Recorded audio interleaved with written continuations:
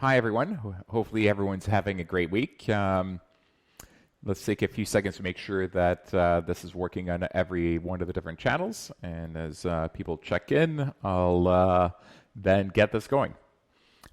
Rules of the engagement this week. So this week, given that last week we talked about how Nancy, who's in the IR at FJ Labs, went through how she decided between creating her own startup versus joining an accelerator versus joining a studio, I thought this week it would make sense to actually talk about what FJ Labs startup studio program is like and go in detail. And actually joining us today will be three guests who are at different stages of the studio program to talk about what their experiences were like. And so what we'll do from a role of engagement perspective is I'll present what the program is like, then they'll come on board and talk about each of their respective experiences at different stages, and we'll keep all questions for the end once we're done presenting. Otherwise, it'll be too interrupted if we did Q&A while things are going.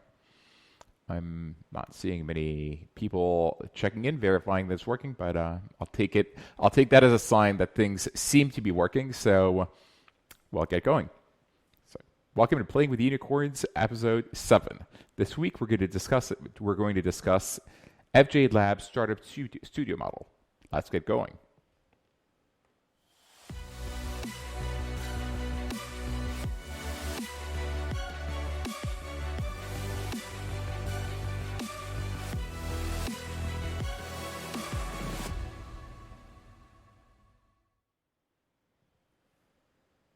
So because last week we discussed exactly the fact that there are startup studios and there are different models by which people could be starting companies, especially for first-time entrepreneurs, thought this time we go in detail into what FJ Labs' approach specifically is.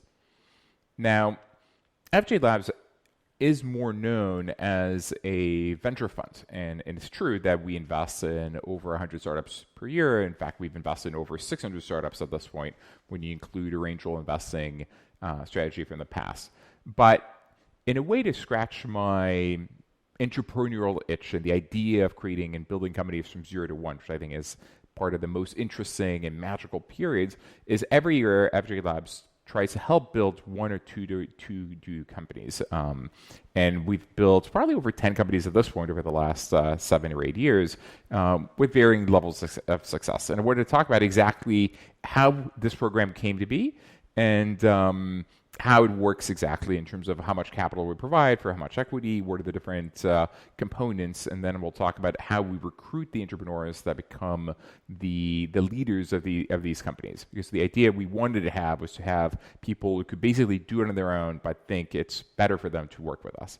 And the program kind of happened by happenstance. I was approached I guess years ago, by virtue of being a consumer-facing internet CEO that was rather public as CEO of OLX, a lot of people were asking for advice and meet me, etc.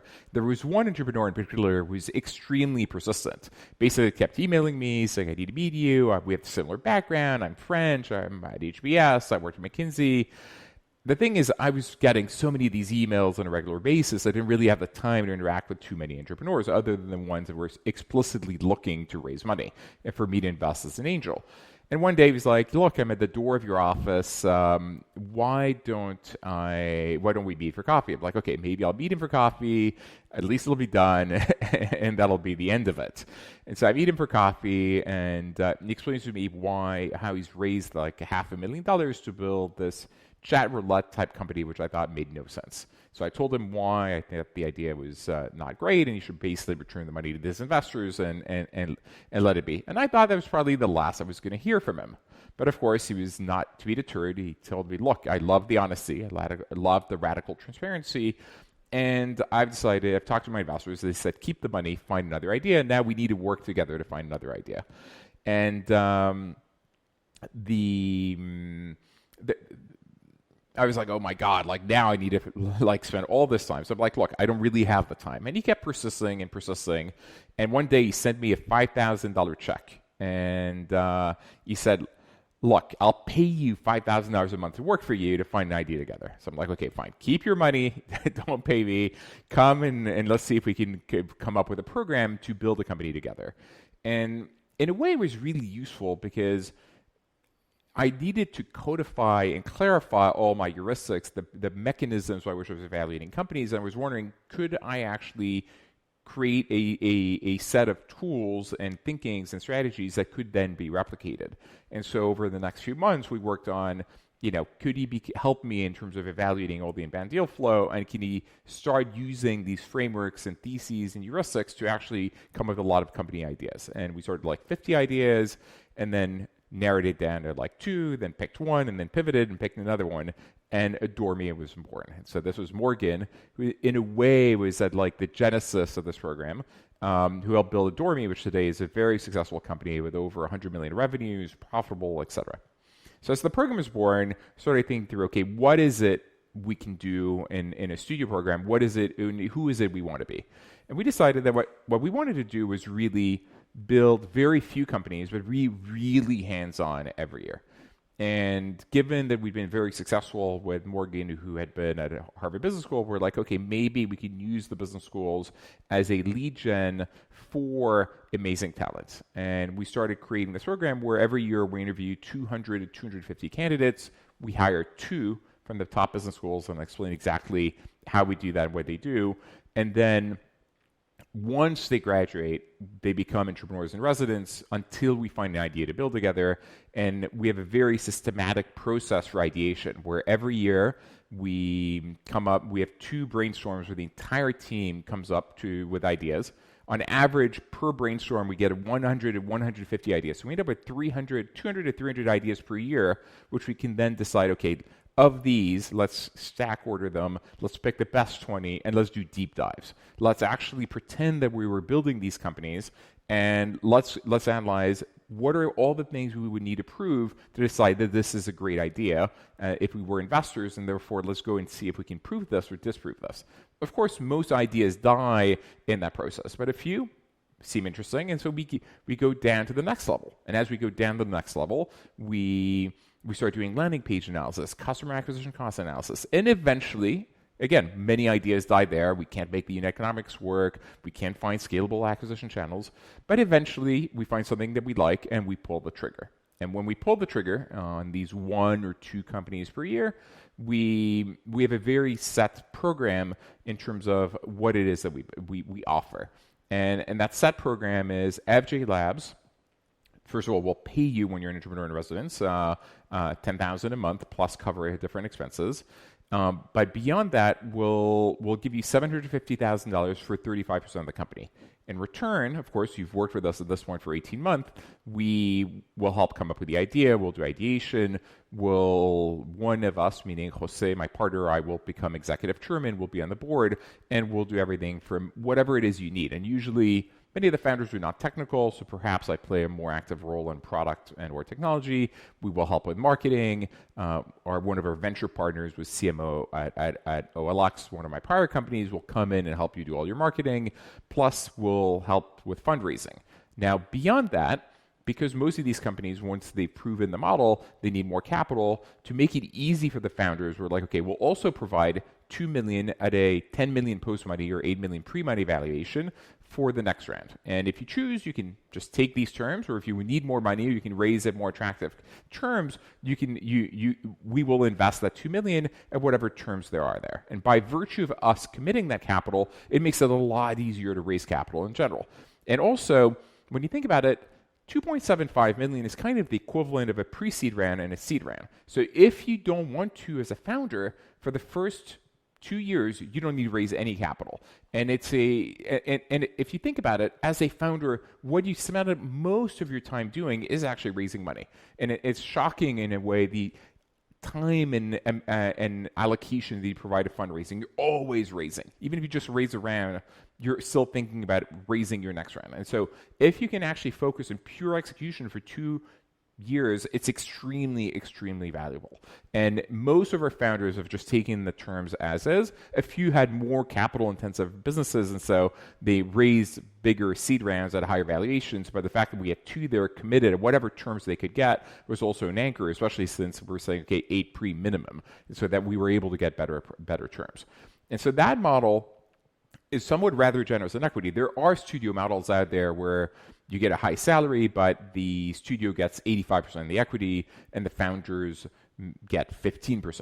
Now, in this case, the founders started with 65%, which is more generous than I think most of the studio programs out there, because we wanted people who could do it on their own, and they just choose us as co-founders and partners because they think, okay, the value add, the knowledge we have in marketplaces, and the fact that we're giving you the time to ideate will increase the probability of success. And even though the genius is in the execution, having the right idea and not being rushed to find the right idea is extremely valuable.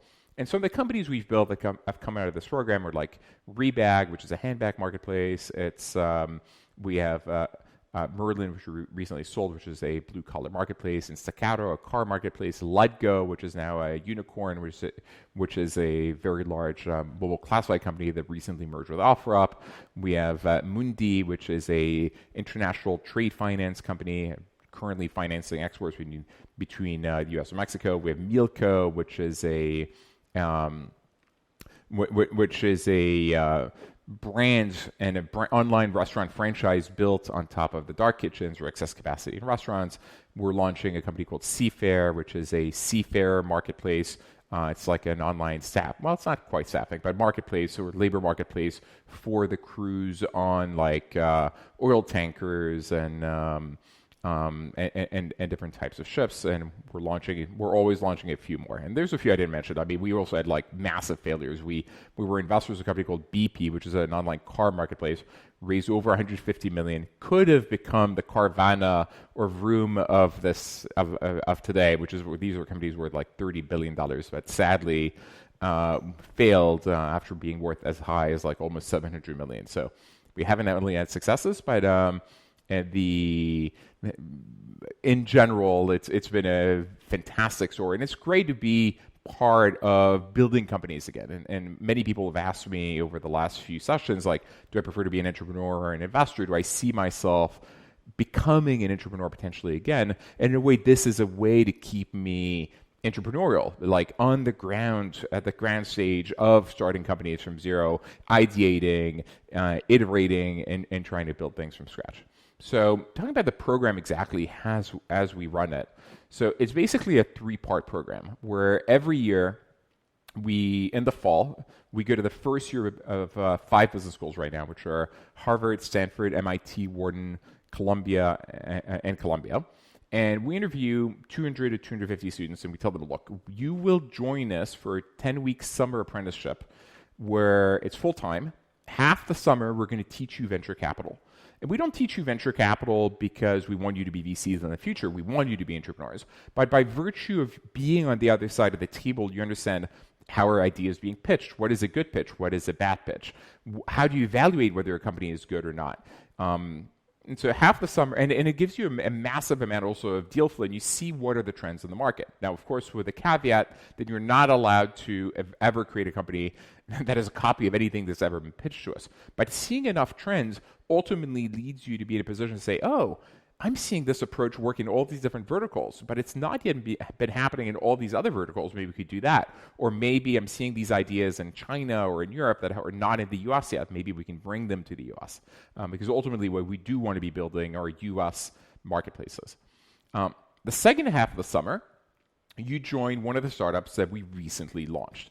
And this way, it gives you a sense of what it's like to be at the ground floor of a startup, where basically everything needs to be built and nothing's happened yet. And you help with either things that you're really strong with or actually things that you'd like to improve on, whether it's marketing or fundraising or storytelling or product, frankly. And because many of the people we hire, and I'll talk about their profiles, have worked in startups in the past, but not really at that early stage startup where basically everything needs to be done. So once you finish the summer, which as I said is a 10-week full-time internship, you then become an investment apprentice. So during their second year, you work 15, 20 hours a week while you're in business school. And during that period of time, we allocate you random deal flow from us to review. So at this point, you've been trained to venture capital. You know whether to evaluate if a deal is good or not, to take calls and write debriefs. And so you keep being in the flow. The reason we don't make you look for new ideas at that point in time is, frankly, it takes too much time. And you're in business school and you still want to have somewhat of a life. And so even the 15, 20 hours a week we take from you is a large commitment. So it's really for someone who wants to go and build a company. And we also have you run the process to recruit the next batch of apprentices that are going to be coming the year after you. And that's what's the beauty of this. It's not to say that business schools is the end-all be-all from a recruiting perspective. In fact, one of the questions we ask people is, why do you go to business school if you want to be an entrepreneur? But as a filter for people that are driven, ambitious, motivated, and smart that potentially would want to be doing this, it's actually a great way to identify them. And then once you graduate, you join full-time as an entrepreneur in residence. So you're an EIR at FJ Labs. You keep seeing deal flow and helping us filter the deal flow. And at the same time, we start looking for companies to build together. Either you have your own ideas, or we have this massive pool of these couple hundred ideas we come up with every year that we can go through and do deep research and interact on a daily basis. Now, the profile of the first-year MBA candidates that we look for, many of them may have worked in investment banking or may have worked in private equity or consulting, but most of them actually had experiences in, and it's not required, but in operating larger marketplaces. So a prototypical role or profile might have been someone who was at Uber as either a product manager or a city manager, or at Instacart or at Airbnb. And they've seen it, and they've seen the operations of a larger scale startup, and now they're like, okay, I want to bring this skill set to building a new startup. And yeah, that's basically it. It's been going now since Morgan helped create the first program originally, I think somewhere like 7 years ago or 8 years ago, and ever renewing with a new batch every year. And to discuss exactly what it's like, I've actually invited a number of the current batch, and let me quickly close this presentation and move over to Restream, where I'll introduce our four candidates. And so I've invited three of our people that have gone through the program. So Anthony, who will introduce himself in a few minutes, who basically just finished his first year at HBS. He worked through the summer with us. He's going to talk about what that was like, both the recruiting process and the summer. Andrea, who finished her second year with us and actually graduated to become an EIR from MIT Sloan, and Charles, who now has been, I guess, a veteran of the program. He's CEO of Rebag, which is an FJ Labs studio company, which has been around, and he's been CEO of for many, many years. So, Anthony, why don't you start by first maybe giving us a little bit of your background, then talking about it, like what your experience was like, both on the recruiting side, how you heard about us first, and how your summer was. Yeah, sounds good. Hi, everyone. I'm Anthony Valente. Nice to be here. Thanks for having us, Fabrice. So I'll tell you a little bit about my experience before coming to FJ. So I started in this entrepreneurial journey back when I was an undergrad at Northwestern. As I was thinking about careers, I thought about being a strategy consultant, and it seemed really cool, and that's what I wanted to do. But in my senior year, I took a few entrepreneurship classes, and out of one of them, I ended up starting my first company called Cab Concierge, which was an Uber-like marketplace for the taxi industry. So we were, having seen everything that's happened since 2011, since we started that company, we were seemingly in the right place at the right time, but ultimately me and my co-founder weren't able to deliver a strong product efficiently. And so the startup ended up failing. And after shutting down the company, I took that job offer in consulting. I enjoyed consulting for a while, but I always knew I wanted to be back in startups at some point. And I kind of had to evaluate what my biggest gaps were to becoming successful the next time around.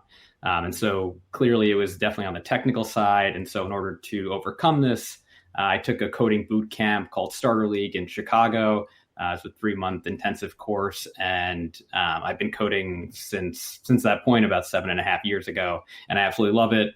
Would highly recommend it for any aspiring tech entrepreneur to be close to the product and close to the user experience. I think it's critical, even with the advent of no code and low code, which make it easier to build a product. I think those skills are extremely valuable. But after the bootcamp ended, I started my second startup called Where's My Concrete. It was a SaaS logistics platform in the construction space, and I built the initial product on my own and then eventually hired a development team after we got our first customers live, bootstrapped the company as a sole founder, and then reached a point where I was deciding between raising capital or being acquired. And so it was a tough decision, but I ultimately decided to sell the company to US Concrete, which is a publicly traded market leader in the space. And so after the exit, I stayed for about 1.5 years, transitioning all my responsibilities to the new owners. But then I left WMC to go to Harvard Business School, where, as Fabrice said, I spent my first year. And then this past summer, I worked at FJ Labs. And so my experience at FJ was great. I guess I'll talk about the recruiting process first. So I think it's a relatively straightforward process. They're trying to understand if you can be a good founder, if you really like tech, if you can fill this role and be a good company founder while they give you the tools to help you do so. And obviously FJ brings a ton to the table. They have great experience evaluating, especially on the marketplace side, what companies are going to be successful, how do you understand unit economics, and really how to become a great founder in terms of pitching and building a company operationally. And so this opportunity to work with Fabrice and Jose, who are both serial successful entrepreneurs, was something that really excited me when I saw the job posting through. So you first heard of us from the job posting at Harvard? Yeah, actually, funny story. FJ came to campus. I had no idea that you guys are actually there giving a talk, but I met a student a few weeks later who did go to the talk, and I was working on a marketplace startup idea at the time. And he basically said, have you heard of FJ Labs? They're a VC that focuses exclusively on marketplaces, and their founders are experts in it. And so I looked you guys up and then eventually saw that you guys posted a job posting for an EIR role and was super excited when I saw it. Okay. Why don't you describe a little bit how the summer went? What you what you got out of it, and what you thought the investing side, the entrepreneurial side, or the joining a startup side, et cetera? Yeah, for sure. I had a great summer. So I think the split, as Fabrice talked about, of being on the investing side and then working for an incubated company is a really great dichotomy to see both sides. And I had never worked in VC before. I had never seen anything from the investor side, and you get to understand what's important when evaluating a company. And the two co-heads of investment, Arnie and Jeff, are incredible teachers. I've been doing it for a number of years, and really give you the heuristics pretty quickly of how to evaluate these companies that we see. And FJ has hundreds of deals a week that we evaluate from a pitch deck perspective, and then also from speaking to a number of founders per week. And so you get the experience for my benefit, for founders' benefit, of seeing other entrepreneurs do the same thing that you're going to do, right? So you're going to be in their shoes one day pitching a VC. And so understanding how you want your process to go, and everyone's different in terms of, how they want to present themselves, how they want to present their companies. But there are, certainly a number of traits that are critical to see other entrepreneurs do, being extremely metrics driven, knowing all your numbers, understanding what the vision of the company is going to be like 6 months, 18 months, 5 years from now, so that the investor can get excited about what's going to happen, over the long term. And so that was a great experience to see it from the other side. And I definitely took a lot away from those first 6 weeks. And then I shifted over to the incubation side. I worked with a great founder named Agapitos, who is the previous class before me, EIR, who went to Columbia. He's working on a company called Seafair, which is a labor marketplace that helps seafarers get jobs with shipping companies on sea. And especially during COVID, they've digitized the job application process. And so making it much easier for seafarers to get their next gig, and seeing another founder, run their business. What processes do they use? How do they prioritize? How do they manage people? And being, able to see as a kind of like a joiner for 6 to 7 weeks, all these different facets that you kind of had your own schema, your own understanding of beforehand is a good way to, understand also how you want to be a leader going forward, what you would want to do when you're running your next business. And so, great experience. And then from a tactical perspective, when I first joined, I told FJ that I wanted to work on the marketing side, because as running a B2B software company, we didn't do a ton of marketing. It was mostly sales driven. So I wanted to build this skill, and Fabrice and Jose, found the right fit for me to work on that part of his business, helping to build up their marketing channels, via Google, LinkedIn, Facebook, et cetera. And William, who is their ex-CMO from OLX, was a huge resource in terms of learning these skills very quickly and me becoming much better at marketing. So I learned a lot over both portions of the summer. It was great. So what's next for you? So I have deferred from HBS, so not going back for my second year just yet, but so taking a leave of absence to test and ideate and think of my next startup idea. And as part of the process, I'm really looking forward to assembling a strong co-founder team. As I said before, I'm a sole founder and would highly prefer a strong co-founder relationship from the beginning. And so, recruiting a great team where we can build a great company over the next decade is really my goal for the next number of months. Cool. Thank you. We'll keep questions for the different participants until the end of the call. So Andrea, why don't you tell us, given that obviously Anthony talked about his first year, a little bit of your background, and then maybe what the second year was like, and then your transition to EIR, how that process went like, et cetera. Wait, I think your sound is not working. Hello? Yeah, perfect. Okay, perfect. Hi, everyone. Happy to. Thanks for having us, Fabrice. So my name is Andrea Xu. I'm originally from Spain. My parents are Chinese, and they migrated to Spain in their early 20s. And so I was born there and grew up there for most of my life. My parents were very talented, typical immigrant entrepreneur stories. So they really started everything from scratch and built many different small businesses.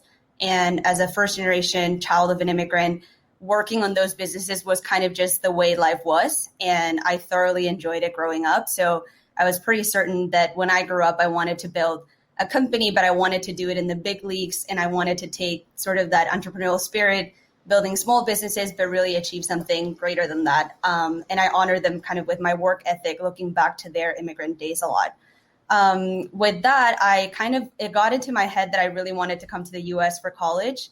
The US was always so appealing because you hear about the hustle and kind of that type of very just overachieving energy. And that was really inspiring to me. I had never been to the US before, but I decided to figure out how to apply and somehow ended up at NYU. And I've been in the US for over 10 years now. So after graduating from NYU, I went to work at Goldman Sachs doing finance. That was a really good way for me to build a very robust network in the States and also learn aspects about larger businesses and such and finance, which was really helpful. And then I transitioned to go to MIT for business school. And the idea that I had there was really 2 years to pick up tools that maybe I didn't have, like learn about digital marketing, learn about product management in different areas, and take those 2 years to brainstorm and build a company during that time. At the time, it wasn't in my plans to recruit at all. So I actually didn't go to very many recruitment sessions. And it was similar to Anthony. One of my friends who was also in many entrepreneurial classes with me told me about FJ Labs coming to campus. I happened to be on campus that day and I joined the information session. And I was pretty mind blown by Fabrice's presentation, to be honest. It was an extremely intellectual presentation about marketplaces, just in a level of detail that I hadn't heard in any other entrepreneur go through. And I had a lot of questions around how do you think about your initial moats and how do you think about building a competitive advantage? And all of Fabrice's responses were just extremely intellectually engaging for me. And I just knew I had to apply, and I could learn a lot from this group of people that's FJ Labs. And so I did, and happily it worked out. When Fabrice called me to give me the offer, I remember I took it right away, which is probably the dumbest thing you can do for any offer that you're given. And for anybody that knows me, they know that that's just so opposite to how I operate. I like to analyze things, know what I'm getting into, but what can you say when you have Fabrice on the other line asking you if you want to build a company with him? So I took it right away, and I've been learning a ton. But I'll let you ask more questions and go through more of the experience. Yeah, maybe why don't you describe what the second year is like? So once you finish your summer, and maybe you can just briefly tell us which company you were with in the summer, and then like how that transitioned to the second year, and then ultimately how that then transitioned to an EIR. Yeah. So over the summer, similar to Anthony, I did the same program, but at the time I worked with a company called Mielco. The company is founded by Daniel Simon, who is an extremely talented entrepreneur and who also played a big role in me picking FJ as a good partner, because I felt so strongly about him as an entrepreneur, and I wanted to learn more from him. And yeah, we worked, both Agapitos, Nancy, and I in the same class. We worked on different work streams for Mielco. And that was a good learning experience. And then after the summer, you work part-time for FJ Labs, mostly doing investment, and then doing some additional time on your own brainstorming, kind of on your own time if you want to start doing that. For the investment side, it really comes down to a few deals that you take on a weekly basis that you take on your own and then present to the team. And I think the key learnings from that are really three things. The first is you get to hear from so many founders before you even have to pitch yourself. And I think that's incredibly unique and valuable. And I didn't really appreciate it as much when I was doing it as I do now, that I'm kind of getting ready to launch my own company. And I think about how many founders really get to hear from so many other CEOs pitch before they have to pitch. Like at this point, I've heard maybe over 50 pitches. I think it's so valuable to see how people present themselves. What are the key strengths when they go through numbers? Like what are things that you should do? What are things that you shouldn't do? What resonates more with your own style? And that was a really good exercise for me. The second thing is it really forces you to look at other industries. So the way the FJ Labs deal flow is distributed is we're all generalists. Everyone's expected to be willing to dig into any topic and be willing to learn about any new topic. And that's a great thing to make you broaden your perspective, especially for me. I'm coming from finance. There are specific areas that I'm very naturally interested in, but there are others that I know nothing about. And if it wasn't for this type of deal flow distribution, I may never look into concrete marketplaces, for example, like Anthony built. So it's a really good way to expand your horizons that way and really be in the know of what different industries trends are and where things are headed. And then lastly, it's a really good way to learn just marketplace specific things that are very relevant. So when we take the call and we put together sort of our investment recommendation and present to the team in our investment calls, there is a very healthy debate that goes on where people push on different areas. And that really makes you be on your toes about knowing marketplace dynamics very, very well. And that's also extremely, extremely valuable. The second part of it is not deal related, is more recruitment related. And with that is sort of recruiting the next class of EIRs. It's a really good opportunity if you're in business school to plug into the next class of entrepreneurs. Obviously at FJ, we interview around 200 people and we end up choosing 2 or 3, but there's many, many other very talented entrepreneurs in that pool. So it's a great way to kind of build that initial network of founders that you can lean on and you can kind of like tap back if you have questions and use a sounding board. And can you describe maybe how the February brainstorm went, or how it works, and what do you think of it? And I don't remember. Yeah. I might even have someone come and describe all the. I think the upcoming shows I'm probably going to do. How do we ideate? How do we evaluate ideas? And maybe examples of all the ideas we came up with, and then the ones we discarded. Yeah. So FJ has an amazing. We're a small company. And I think both Fabrice and Jose do a really good job of making sure that everyone is just like family. So both over the summer, when you're just an intern, not this year because of COVID, but usually over the summer. And then again in February, we do brainstorms that are typically abroad. We take a full week trip with the entire team, and it's all work, but it becomes extremely fun because you're all together in different location, and everyone comes in with their own pitch of crazy brainstorm ideas. Everybody from the investment team to including our office manager, Kristen, who's amazing. Everyone comes up with their own ideas to present to the team. Obviously, if you're an EIR and you're expected to build a company, your idea should be a little bit more in depth and well-researched, but everyone gets to present.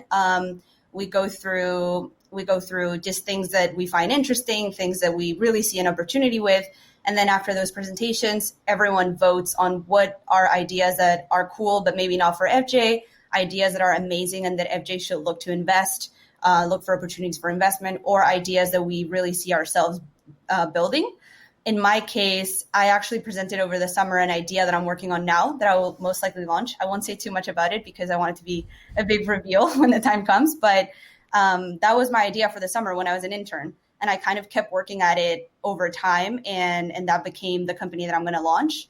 So yeah, the brainstormings are a crazy experience where you get to just be intellectually stimulated by all these ideas. Fabrice brings in guests that talk about their companies. We had Morgan come in one of them. I don't think Charles joined any of the two that I went to, but Morgan came in and kind of explained how he built Adore Me. So it was awesome. Cool. I guess in your case, maybe the transition to EIR was a bit different than most because you kind of came in with an idea. I at this point, I have to admit, I don't remember. Were you actually in EIR for any period of time, like evaluating other ideas, or we kind of pulled the trigger kind of immediately? I looked at different ideas within the same industry. And so I would say that I had an EIR experience for sure. So when you start full time, you start shifting your time. Obviously, you don't have classes anymore. So you're spending a lot more time incubating, which is a really self-guided process. So you have the structure of having the team to present to. So you present all the incubations that you've done and kind of your findings, which gives you a little bit of structure. And then you have your own free time where you're really, really putting together the process that works for you to get inspired, the process that works for you to find out and test hypotheses. And so it's a mix of both. And I would say that period is very enriching in the sense that you're just looking at things that you maybe hadn't thought about before. And it's really pushing you to do a ton of interviews, a ton of customer research and other things to verify the hypotheses that you need to verify. Cool. So I guess we're not doing a big reveal, but I guess you can say that you've picked your idea. Yes. And you're charging full steam ahead on building a company. And at some point in the coming months, the big reveal will happen. Yes, probably here. I'm playing with unicorns. Sounds like a good idea. So, Charles, I mean, you're one of the original gang of the one that helped create this program from scratch, basically, and define the parameters, etc. Why don't you describe a little bit of your background, and then maybe focus on what it's been like to be an FJ entrepreneur in the sense of like what are the roles we played in the early days, how that evolves over time, and and also feel free to plug in Rebag as much as you want. Sure. Happy to be here. Yeah, so this is Charles, founder, CEO at Rebag. We started the company in 2014. So I'm also French. Actually, we're kind of neighbors historically with Fabrice. He's from Nice. I'm local as well, but we didn't know each other. And we met in the US. So my background is I started a little bit like Andrea. I moved to Paris. I started working in finance for 5 years. I was at Goldman in M&A. I was in private equity in London at TPG.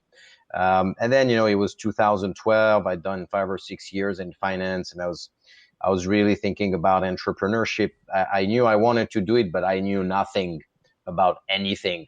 I didn't know about the internet. I've never worked in a company, so I was pretty much useless. And so really the way that I solved it is that I went to business school.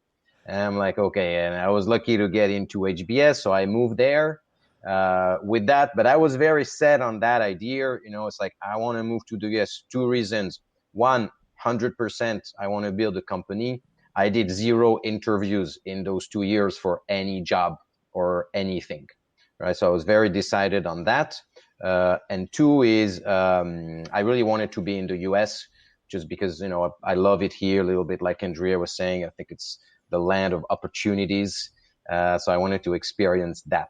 And so along the way, the first year of HBS, I did all these meetups and, you know, try to ideate on my own. The thing is, at the time, first of all, I didn't know Fabrice even existed. So I didn't know who he was. I didn't know what be. So I just lived my life for 2 years. And I did essentially this thing on my own the first year, started talking to people, try to ideate, and then eventually narrowed it down in my own scope to more consumer things and a few things that I loved, more like themes. And then a bit serendipitous, I met along the way the founders of Rent the Runway, you know, who at the time, it was 2012 when I met them. Obviously now it's unicorn business. At the time, it was a 2-year-old business. And you have to go back to 2012. That's 8 years ago. You know, like even Uber was, you know, barely, you know, it was around, but it was certainly nothing like what we see now, even the Airbnbs, etc. And these two founders, they invented pretty much the fashion collaborative space, if you will. So I didn't know anything about fashion, but I just like, it's one of these things. I read the case and I met them as like, because they came to school, and I was like, there's something incredible here that it just makes sense to me that there's too much waste and I want to find out more. So I went to work with them for 3-4 months. So in the 2 years of business school, as Fabrice says, there's an internship. So I went to work with Jenny, one of the founders. So I guess I kind of did what was described earlier, but not so much in the context of an FJ internship, in the context of an outside internship. And I totally validate this because before that, and probably like many people in MBA, I was a very rigorous background, M&A, private equity. Like those 3-4 months, especially, I was lucky because they're really founder shadowing. And I think that's the difference. You know, I didn't really have a job there. I was kind of like her Sherpa, basically, all sorts of things. And I did everything. You know, I did business cards, coffee, and I did like decks for like fundraising. So, and I wasn't even paid, by the way. I worked for free. She didn't even want to pay me. So, but I was like, it doesn't matter. So I didn't pay them like Morgan, but I went to work for free, and it's the best thing I've ever done in my life. So I came back second year of HBS, and I was pretty decided, okay, there's something in the fashion / recycling fashion space. And so I invested a lot of things, resell, and eventually landed on the Rebag idea, which is that, and I can get into the details, that we buy the product, etc. So along the way comes, maybe I'm like halfway through my second year of HBS, and I'm pretty set at that point. Like I want to do this. I wasn't called Rebag at the time. The name was Trendly, the initial name. And I had this philosophy that I wanted to focus on luxury, or I guess high-end goods was the thesis. And 2, I wanted to buy the product because in that industry, sellers are the bottleneck. And so if you buy the supply, you get quicker access. So I had like a 2 big thesis. And that's when I met Fabrice, actually through a teacher, a prof at HBS, who's like, hey, I don't know anything. I do software, but like, here's your guy. Fabrice, like they know all about marketplace. And I'm like, great. So I meet Fabrice. I guess I meet Antonio first, and then Guimar. And it was pretty fast, and this was 6 months up until before graduation. And I'm like, listen, I want to do this. And he's like, okay, so what do you need? And I'm like, I need this, or I need this. I think I need you, basically, right? It was not so much about like, and there was a big quid pro quo because I had no idea that this sort of EIR thing or like incubation thing even existed. So I came more to this, and they explained to me that this was a path. And as soon as I saw that, it was a no-brainer for me because what happened is I was working on this idea on the side, and then Fabrice and Jose opened my eyes that this actually makes sense in their meta world of marketplaces. I know exactly what you're doing. You're building an end-to-end marketplace verticalized around luxury. And I'm like, I guess that's what we're doing. Right? So it was like, I'm like, these guys know stuff. So I just need to be around. And so I didn't know anything about products. So maybe we can get into like later, like what exactly Fabrice did, but that was kind of the setup. So it was a little bit sideways, and we jumped into incubation. And that's true. Actually, you didn't come in through the traditional, apprenticeship program. You actually were already a second year. You kind of had an idea that we fixed that idea, and but we let you in because we thought, okay, this is still a good fit. It made a lot of sense. So why don't you talk about like what it was like especially in the early days, the role we played at FJ Labs with you in terms of both refining the idea, perhaps pivoting away from dresses, or even the product and technology role, right? But given your background. Yeah, absolutely. So of course, at the time also I was alone. Huh? So to Anthony's point earlier, it was really I had a little prototype, one could call it. It was very much like what you described, Fabrice, like 2 sessions ago when you talked about MVP, how people should put like $10,000 or $20,000, build a website and start spending like a few $100s. That's kind of where I was, So if you went to my HBS apartment at that time, there was about 200 dresses that I bought on eBay. So and I had like this little website that was like this Shopify thing that the dev shop has built, and I had this one person who was helping me, and we were essentially buying and selling. So that's where I was. And then Fabrice, etc., helped in many ways. I mean, beyond funding, etc., which we can talk about. First of all, as Fabrice said, I guess I was committed to that space, right? I was committed to the resale fashion space, one could say. I kind of had this thesis, which, I couldn't express that it was, an end-to-end marketplace, but I had this thesis that we had to buy the product. Just because that's how we were getting access to good products. And then where Fabrice came in is like he helped me like twist that around like the unit economics. And at the time I was doing it in the initial version on dresses, mostly because I just had worked at Rent the Runway. So that's really where this come from. So and eventually those dresses, they were worth, a couple $100 max. And what Fabrice quickly saw is that with the work that we're going to do and the risk that there is, it would be too difficult to do on dressing. But he's like, I understand your idea that we have to buy, although it's going to create some other problems, which we can discuss about, like inventory, etc. But I understand why you want to do it, but you have to find another product where probably that's either high value. And I think you said something like this, or you have this in one of these slides.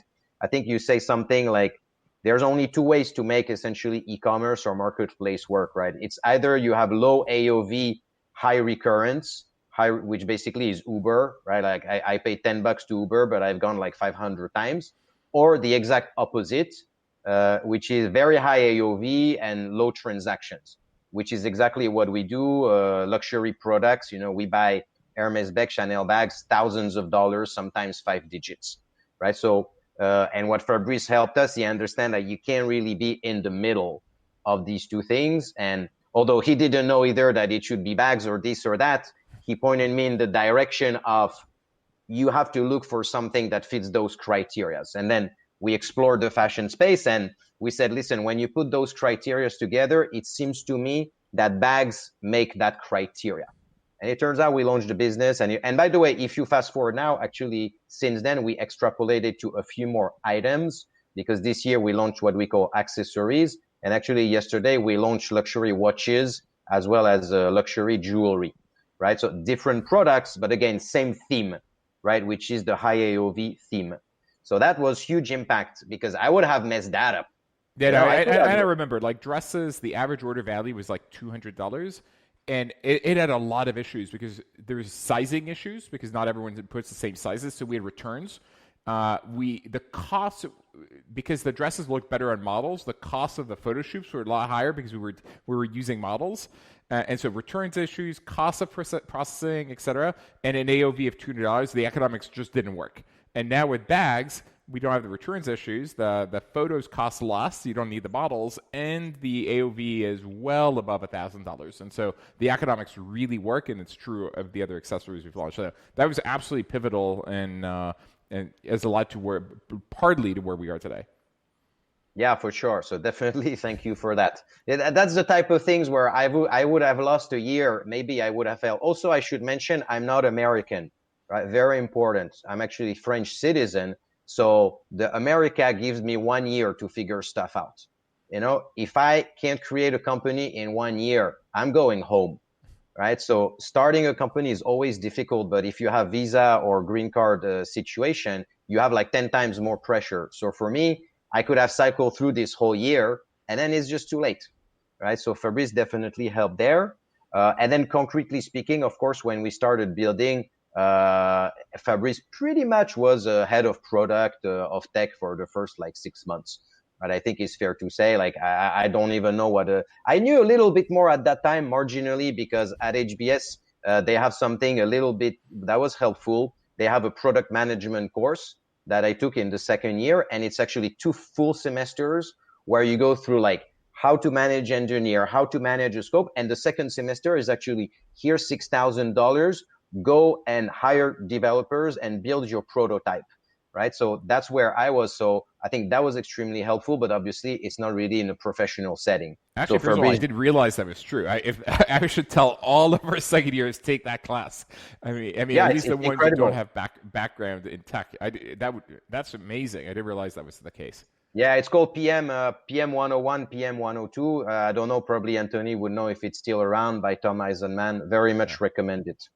And so that's where I was. But obviously, Fabrice is a pro, so. At the time, he had another company called Lofty. That's basically a marketplace for antiques. That's another EIR was doing. And we used some of the team. We kind of co-shared their head of product. Fabrice hired the first like 2 or 3 developers who, by the way, they're still here. They're still with us. Yeah. So amazing. They're like amazing hires. Like all our team is the same office that Fabrice gave me the first 3 developers, except now we have 20. But it's the same office, it's the same people. But you know what this gives? Like, there is no way that I can go to Romania, hire 3 developers. I don't even know where to start. But what Fabrice and Jose gave is like this little thing, like, okay, here's your 2-3 developers, here's the office, here's how much you pay them. I'm going to help you spec this out for 6 months, and then you can start flying. And obviously the relationship changes over time. I mean, eventually you had VCs come in, and I stopped running day-to-day product. You actually have a full team, et cetera. And so I think over time our role becomes less. It's strategic, but then I think it's probably at the Series A that it changes, where we're just then on the board and help you fundraise and think through issues. But I think that the hand holding, I think, though, or the training wheels kind of come off. I'd say probably at the Series A, and then we're on the board and try to be helpful, especially around fundraising. But I don't know what else this is about. What happens afterwards? Yeah, absolutely. This is exactly what happened. And the investment or the involvement is disproportionate to time, right? So the first 6 months, I was talking to Fabrice probably many hours a week, right? And then the next 6 months, it decreases. And as you say, when we did the seed round with General Catalyst, already you can hire a few more people. I still, between the seed and the A, there was still some good practical involvement. As you say, after the A, probably the role moves more to active board member. We could say, like, it's not the board member that sits there and does nothing, so it's the board member that actually, it's more like on demand, I would say the value added board member. Yeah, actually, I think that's a good way to think about it. It's like, because we're so busy, you get out of this as much as you put in. Like, if you have questions or you need help, we'll help. If you don't need anything, we don't do anything. Do you want to give a sense of scale and what you can share publicly about how successful Rebag is today, or what you're up to? Absolutely. Happy to. Yeah, so we've been around. Actually, it's our 6-year anniversary. So we launched the business Thanksgiving 2014, just on 6 years. We're just over 100 people now. We're just crossing, as we speak, 100 million sort of gross milestone, and we have pretty high take rate, sort of mid 30s. So we're definitely at a decent scale now. Raised about 60 million since we exist, and we're not profitable, but we're very, very close. We'll be profitable next year for sure. So we're pretty much at this place now where we're very lucky that we've created a stable business of some good scale. And the next few years, for us, they're really about, how can we get a bigger share of the resale market? I mean, many of you probably follow the fashion/luxury resale market is very much booming. mostly because of sustainability requirements and change of consumption. So we think there's a lot of tailwind that we're going to push through in the next few years. Actually, I mean, I'll continue on that. Like COVID, I think for you has been surprisingly positive, maybe more so that, or at least not negative the way people might have expected it originally. No. Yeah, it's true. It's true. I think people are surprised. We're actually growing there. We're pretty much on our pre-COVID plan, frankly. I mean, this year we're currently up 50% year on year. There's been a little bit of a shift. Like we used to have a few retail stores. Obviously, that's more problematic now. But our online is growing, frankly, more than ever. And a lot of that has to do with, the digitalization of the economy, people just being home, and just like big trends around resale that even if customers are not really maybe buying fashion or apparel or ready to wear because they're more at home, like we do mostly accessories, which tend to keep their value over many, many years. And I think that protects us a little bit more. Okay, so let's see what questions we have from the audience first. Olive, yes, we will be meeting, hopefully. I don't know when COVID ends, so perhaps, I don't know if we'll be in person doing our semi-annual retreats in Turks and Caicos this February. I suspect not, given where the world currently is, but I can't wait for us to get going again, and we probably are looking forward to having Charles as a guest speaker there. I guess a question for Anthony. Did you, I guess from Samuel, did you actually consider any other studios or accelerators or incubators or and if so, why FJ, or did you just happenstance, ended up on this one? No, I definitely took my time to evaluate the other options out there. Studio models, like Fabrice talked about, take a lot more equity, and so that wasn't really the design that I was looking for. And with this model with FJ, you end up with much more than 50% of the company, and you get to have the support that FJ provides. And Charles talked about how much early on, if you make the wrong decisions early, you can lead to the death of the company or just not being super successful and growing as fast as a VC-backed startup really needs to over time. And Fabrice and Jose have built multiple companies that are marketplaces. They've invested in 600 plus marketplaces, investments, most of the marketplaces. So they've seen, especially in this space, what works and what doesn't and what things you need to think about.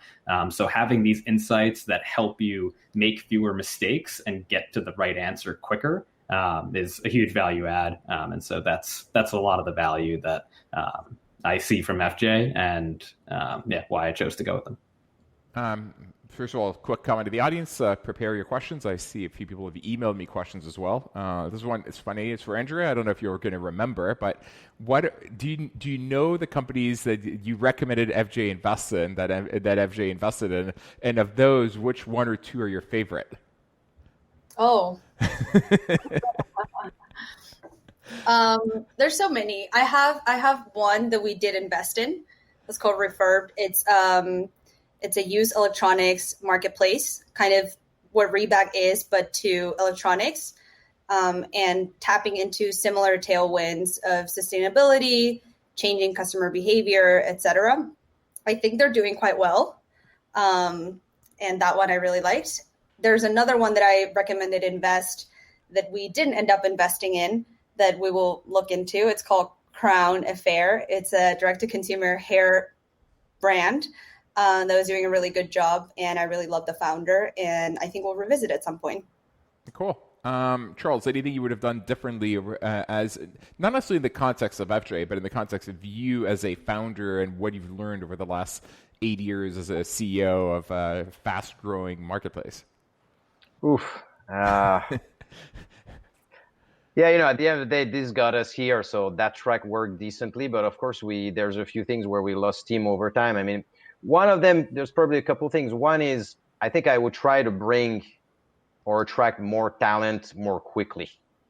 Right? I think in the earlier years, I had a co-founder initially, like that FJ Lab introduced, and then we had a lot of very resourceful people that are amazing. By the way, a lot of them still here, so incredible, but very junior raw talent, and it took me probably maybe 2 or 3 years before we had, I would say, world-class people in any role, right? And like I remember when we brought in like our CMO Elizabeth, that was probably like 3 years ago. When we brought in our CTO Jay 3 years ago, like that was like, oh my God, what have we been doing for 3 years? You know, and I was trying to like, I'm very nitty gritty. I don't like paying a lot of money for things. And I was like, oh, I don't want to pay this, too expensive. And I was like, that's so stupid.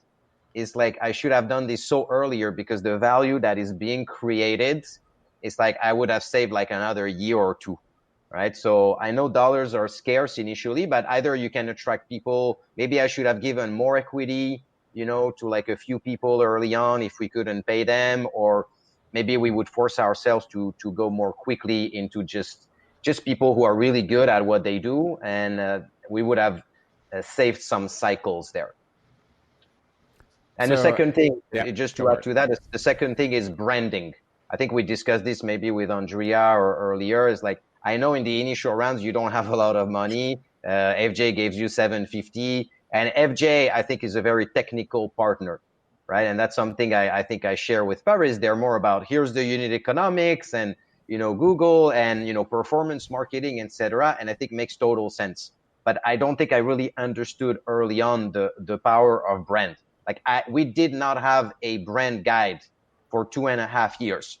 You know, for 2.5 years, this company was called Trendly, Trendlee, and it had no visual, no messaging sort of consistency, right? And after 2 years, and maybe this is a practical thing we can say, we hired this agency called Red Antler, that many of you probably know. Like they're the agency between like Casper and a bunch of things, and I always wondered, like, Casper actually paid Red Antler at the PowerPoint level to develop the Casper brand. I think they even gave them equity. And I was like, this seems such a waste to me. I'm not going to pay like 200. I have 700K.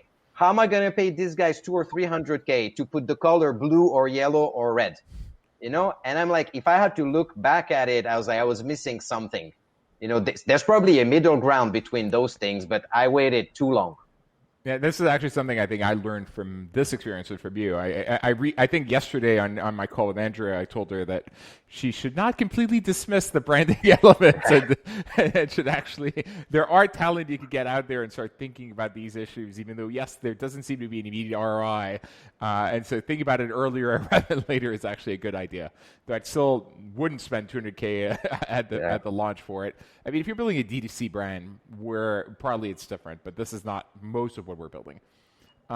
So Alex is asking, so what's my motivation to actually provide all this information for, frankly, what is ultimately relatively few viewers? I mean, on average, the videos expos, when they're posted across the different channels, are viewed like 1,000 to 5,000 times.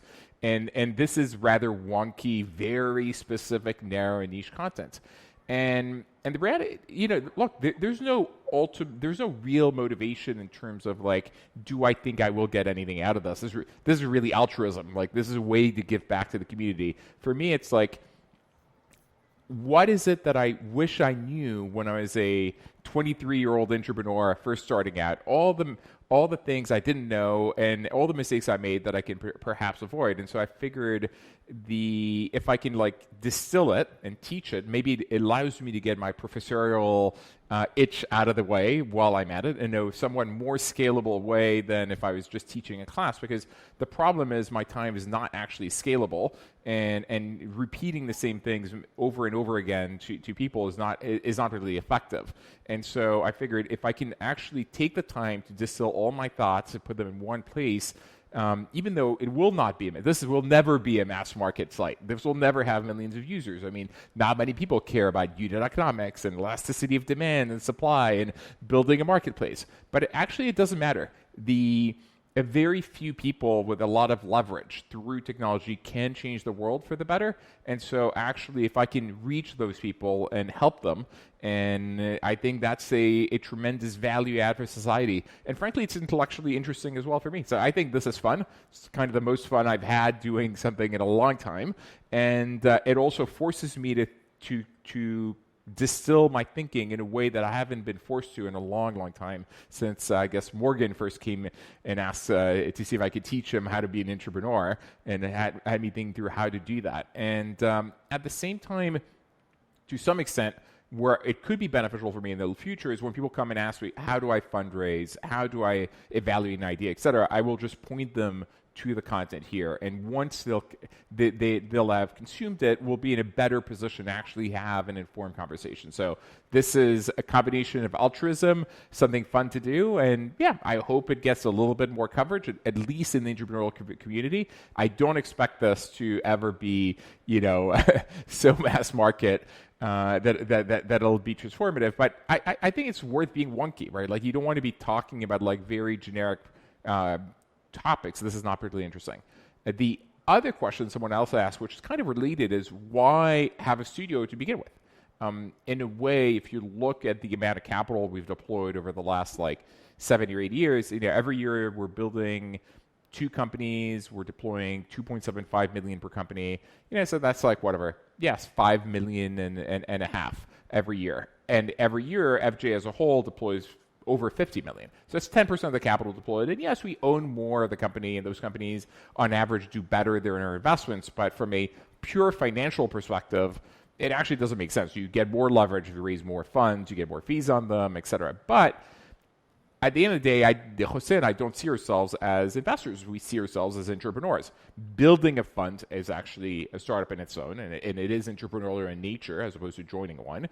But frankly, helping companies grow from 0 to 1 and being in the ground level is another way to scratch that itch without actually necessarily needing to then scale it and run it and do the parts that I find less compelling, that I'm willing to do, I think, for the right idea, though nothing has come along in a long time. Though I actually did become CEO for 2 years, or between 2014 and 2016, as I was building one of these companies, decided I was I was the best suited for running this, and so the EIRs became co-founders with me, and I became CEO, and it was a lot of fun as well. And I don't exclude that from happening again, but that hybrid model where I could be an investor, meet all these amazing entrepreneurs, help them fulfill their dreams, and build companies is something that I think is super compelling and fun.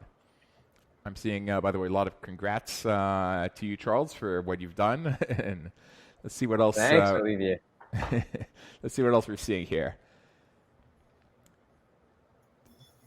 So David is asking, would I change anything from the studio? Well, I'm not sure I would. I mean, look, the thing is, we didn't start the model as it was today in terms of how much equity for how much cash, what resources we provide, what the process is, et cetera. It kind of happened organically. But actually, I think most of the most interesting companies in the world, including our studio, are built bottoms up. And so complexity, it's good when complexity comes from iteration until you find what the right answer is, rather than try to think through, okay, top down, this is the correct vision or philosophy. We've become more generous over time, meaning we used to take more equity than we do now. Sorry for that, Charles. We've tried to, I know that. We've tried to compensate by giving more options later. I think we've become more generous in terms of equity, even overall capital provided, and because we really want people who could be entrepreneurial. And so not sure I would change much, because the reality is we ended up where we ended up through iteration, through so many cycles. Let's see, what other questions we have here. So Nicholas is asking whether or not, because we bring credibility, we've actually been pushing ideas that are like further out there. The funny thing is probably not, because FJ Labs, I think Charles said, is very technical. We care about unit economics and making sure that there's a business model from the get-go. And so, and our specialty is marketplaces. So it's not like deep tech.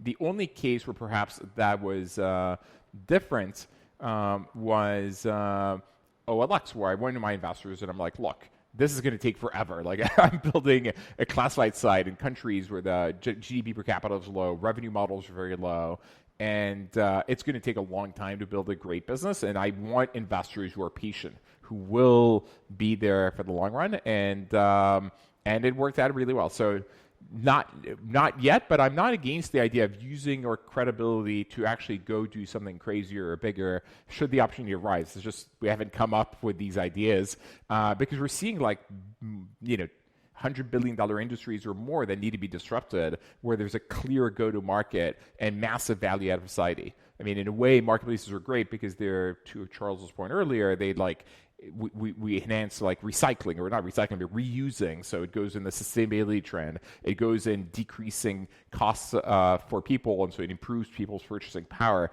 by virtue of being deflationary. Thanks, Alex, for the compliment, and thank you.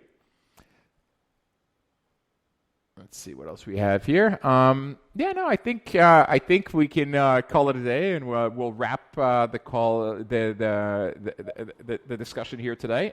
Next week, we will be discussing the business of venture capital. So, understanding how venture capital firms actually operate, how they make money, how do they raise money, who do they report to? Because obviously, being on the other side of the table, I think. Matters a lot. Like if you're an entrepreneur and you understand how VCs work, it'll make you a better negotiator and better counterparty for them. And I think the next few weeks after that, we're probably going to talk about how do we evaluate ideas and how do we come up with ideas. But next week is the business of venture capital. So thank you for tuning in, and I look forward to talking to all of you next week. Bye.